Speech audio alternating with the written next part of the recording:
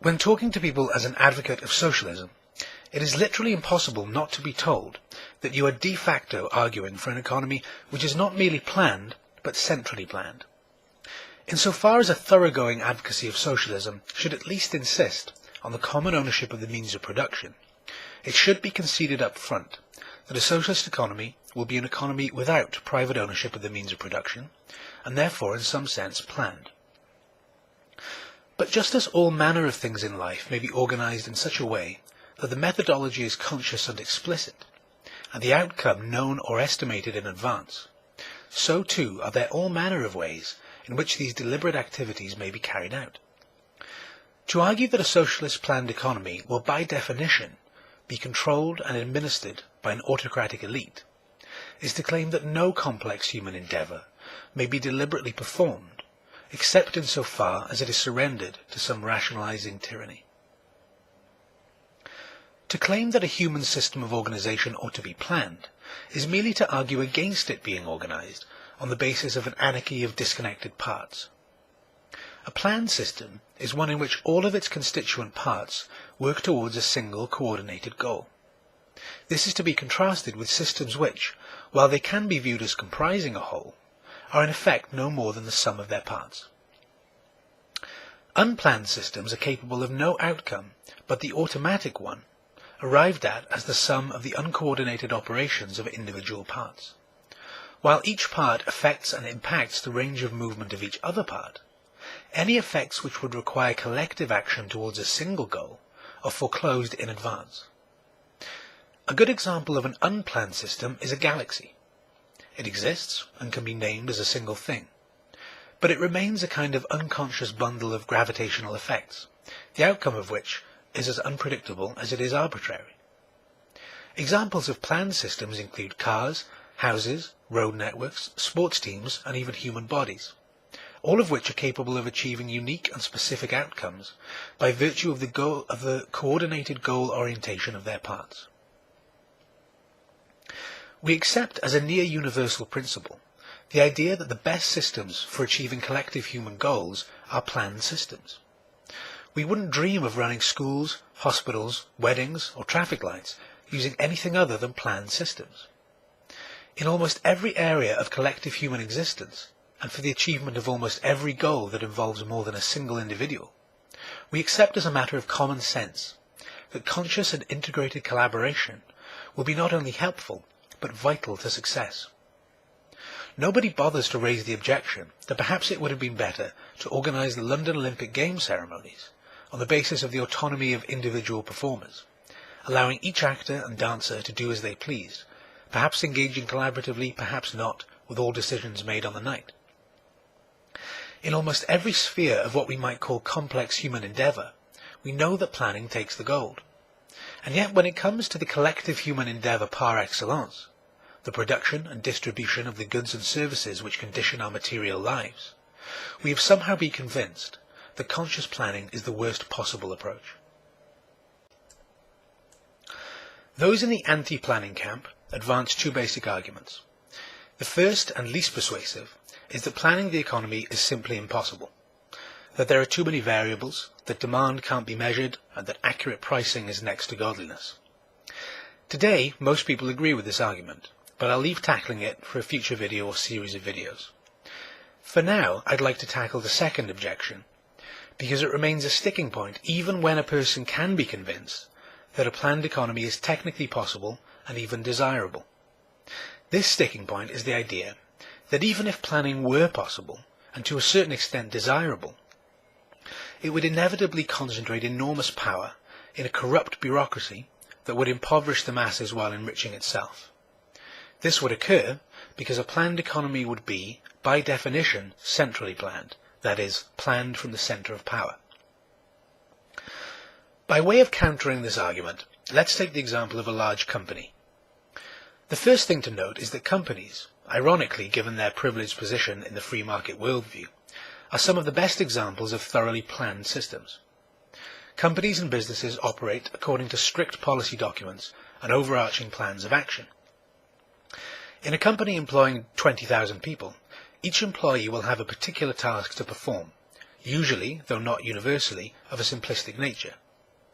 Some employees, such as managers and researchers, will be required to take initiative and produce smaller-scale plans of their own, but there will always be strict limits within which these independent choices will be circumscribed. Production targets, distribution networks, wages and organizational structures will all be confirmed in advance, and this is true of companies of any size.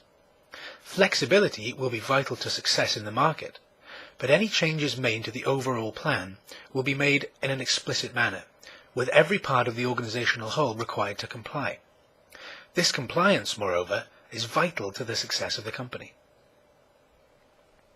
Having established, then, that companies and businesses are planned systems, the question becomes, who makes the plan? The best way to think of the dynamics of control and decision-making power is to envision this power as a circle that may be expanded or contracted according to the structure of the organization in question. Everyone within the circle has a say, everyone outside it does not. There are many different ways our hypothetical company could be run given this sliding scale. It could be run autocratically, with the CEO making all major decisions and simply delegating administrative responsibilities to senior managers. This way of doing things is entirely justified in being called central planning, since power emanates outward from the CEO as the sole center of influence. Expanding the circle of control just a little, we might imagine that our company leadership is comprised of a board of 12 directors who vote on company policy, one person, one vote. In this case, the slider moves a little further away from the central part of central planning, since power has been dispersed among a number of individuals. The company is still undoubtedly a planned system, but it is less centralized than before. Given the size of the company relative to the board of directors, however, we can still safely argue that our company is a highly centralized system. With most corporations and companies, this is as far as the circle of power expands, but we can easily imagine the circle expanding to include junior managers, or further still to encompass the entire workforce the company employs. This is in fact what happens in worker-owned companies or cooperatives.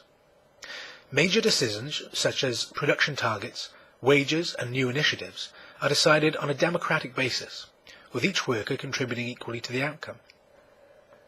The slider of power has now moved to the opposite end of the scale, a scale for which we may now label one end centralized or authoritarian, and the other decentralized or democratic. Worker-owned companies are clear proof that there are such things as complex, democratically planned systems, a truth which the free market right, and even a large subsection of the left, seem at pains to deny. Notice that in a worker-owned company, the democratic process need not mirror the representative structure of modern political democracies. Industrial democracy is not about voting in a CEO or a board of directors who then have free rein over policy decisions, as is the case in our liberal democracies.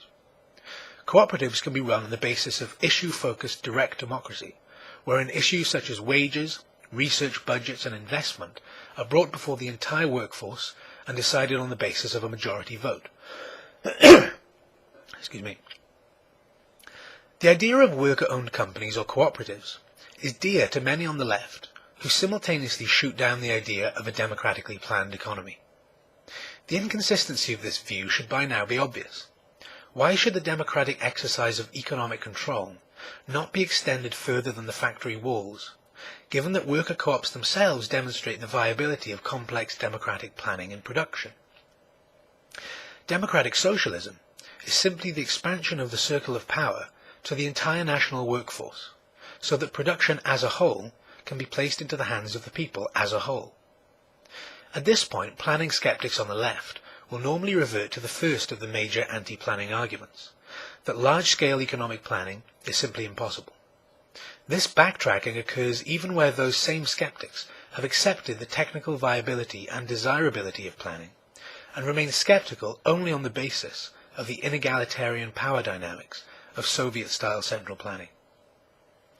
Hopefully, I have demonstrated here that planned systems need not sacrifice power to an omnipotent elite. The circle of power is always capable of expansion. If this simple truth can be argued forcefully enough, the only obstacle left is to convince people that planning is technically and materially possible, which was in any case the less obstructive of the two major anti-planning arguments. This is easier said than done, given the tendency of planning skeptics to oscillate between the two objections, first denying technical plausibility, then accepting it, then citing authoritarian power dynamics, and when that becomes untenable, reverting to the argument from technical impossibility. A counter-argument that takes both of these factors into simultaneous account will need to be articulated if democratic socialism is ever to convert the planning skeptic. Hopefully I'll attempt this in a future video.